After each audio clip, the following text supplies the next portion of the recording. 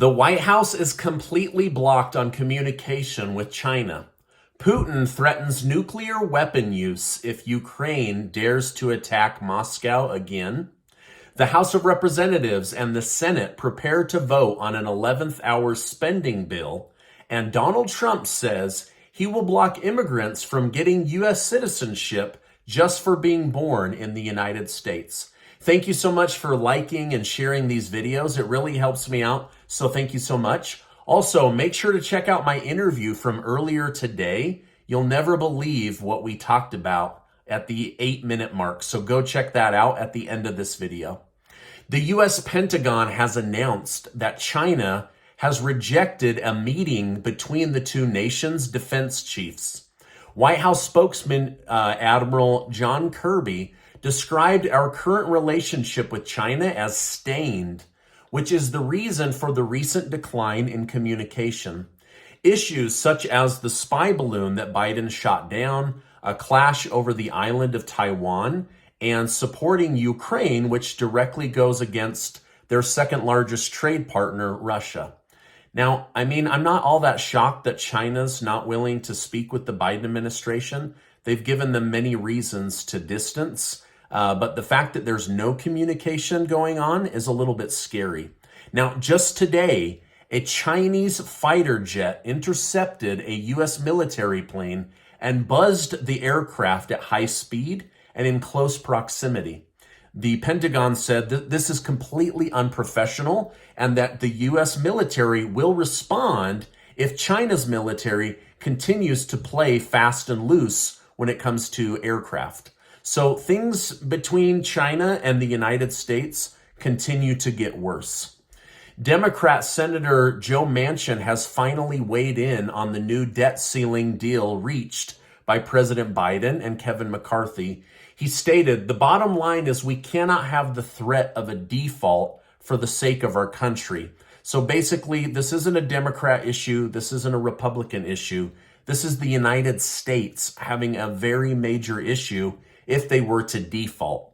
While he admits that both sides will be unhappy with the deal, it's absolutely necessary that this legislation be passed in order to avoid defaulting on our debts. Now, I know all this talk about our debt ceiling can be a little bit confusing, so here's an explanation from House Speaker Kevin McCarthy. He said, "A debt limit is like having a family credit card. But you've been charging it up every year, and they just keep lifting the limit. This year's different. We now say we are going to spend less." Now, I don't know if they will actually spend less, but according to the news, they were able to cut out about $2 trillion worth of spending, which was the largest spending cut in American history. So although it's good news, the government plans to spend less money, and we are going to avoid defaulting on our debt commitments. The reality is the government will go deeper into debt, and this will increase the demand for money printing and people taxing. So in the end, I don't know if this is really good for the American people, because the only way the federal government survives is taxing you and me more or printing more money, which will be future taxes on our children. So it'll be really interesting to see what happens, but they are going to spend less, but they are going to go further into debt. So I don't know if I can really call this a win.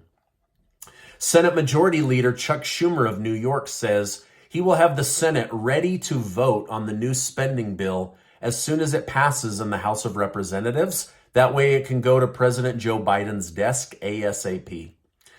Now that we can likely take a breath, McCarthy has once again shifted his attention back to investigating the Biden family's alleged corruption and crimes. Today is the last day for FBI Director Christopher Wray to comply with subpoenas to turn over damning documents.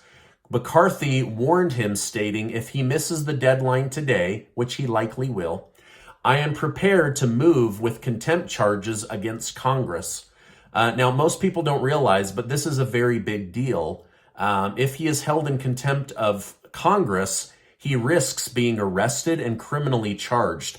Now, this is what happened to Trump's Steve Bannon and Peter Navarro. They were held in contempt of Congress, and they were publicly arrested and perp walked. We'll see if the Republicans do the same thing to the head of the FBI.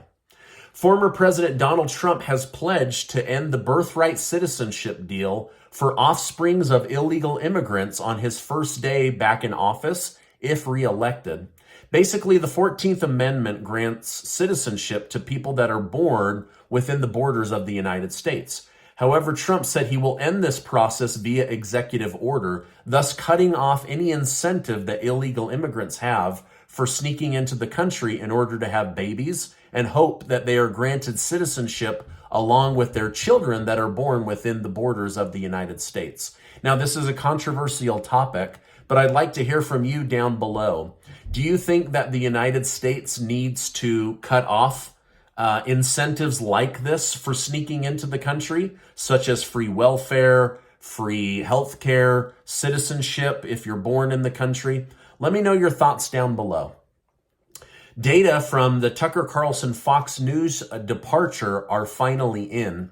An analysis from Meditate shows that Fox lost 1 million viewers from their primetime slot, which is a 39% decline. According to Daily Mail, Fox dismantled Carlson's entire home studio just a few weeks ago, so Tucker Carlson likely won't be launching his new Twitter-only show anytime soon. So Fox News took a 39% hit in order to get Carlson off the air. They're now likely going to try to block him from getting back on the air on Twitter. President Joe Biden called for the repeal of Uganda's recent anti-homosexuality act. The new act casts severe penalties on those who engage in homosexual relationships or activities. Biden seemed to hint that they would remove funding from Uganda if this law is not repealed, and pointed to the fact that the United States gives Uganda $1 billion a year from taxpayer money. Now, did you know that the United States gives $1 billion a year to Uganda? I had no idea. This was new to me. So I'll keep you updated on what the outcome is on these strict anti-gay bills that have been passed by the country of Uganda. All right, now speaking of LGBTQ issues, and really they're just the T issues, trans issues, sales of Bud Light continue to crater. The company has tried selling beer for pennies, and the American people aren't having it.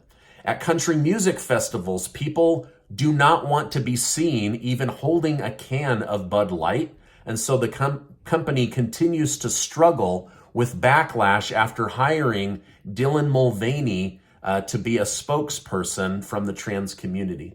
Now, some people are even calling the company Anheuser-Busch instead of Anheuser-Busch, but they're hoping this name won't stick and that they can move past this with enough time.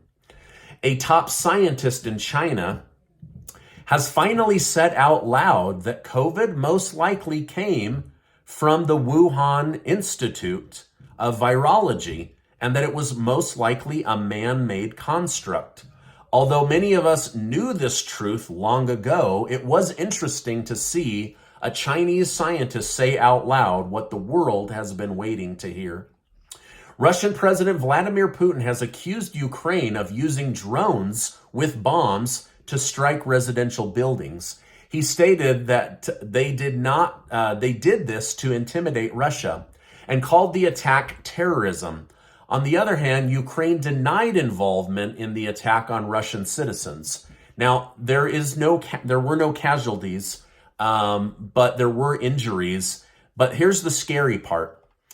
Russia is now saying that if they can prove that Ukraine attacked Moscow with drones, they will label this terrorism, and that they will respond if Ukraine does this again by using tactical nuclear weapons on Ukraine. So this situation is heating up. Now, I said in my broadcast last night, which I hope you'll go watch. For some reason, YouTube did not want to promote it, maybe based on what I shared with you guys, but it's a very unfair situation.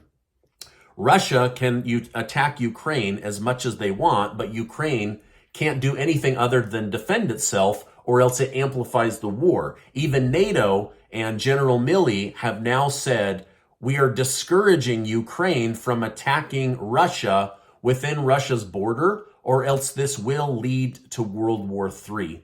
So this is kind of a big deal, and Russia's response is an even bigger deal, that they will respond with tactical nuclear weapons. So anyway, I hope this doesn't happen, but wanted to bring this big story to your attention. Now, before you go, I want to remind you that you are amazing. I'll make sure to leave a link down below for the $10,000 giveaway that's ending soon. 10 of you are going to win thanks to generous video sponsors, and the winners will be alerted via the email used to register for the giveaway. I won't say it in a video. I won't say it in the comments section because there's too many scammers on YouTube that might try to take advantage of you. And the last thing I want to do is hurt anybody with these giveaways thanks to generous video sponsors. Now, before you go, please check out this super important video from last night or this interview from earlier today and hit that subscribe button. There's no reason not to subscribe. We've got all the latest news here each and every day to keep you in the loop. Now, I appreciate you stopping by, and I will see you on the next video.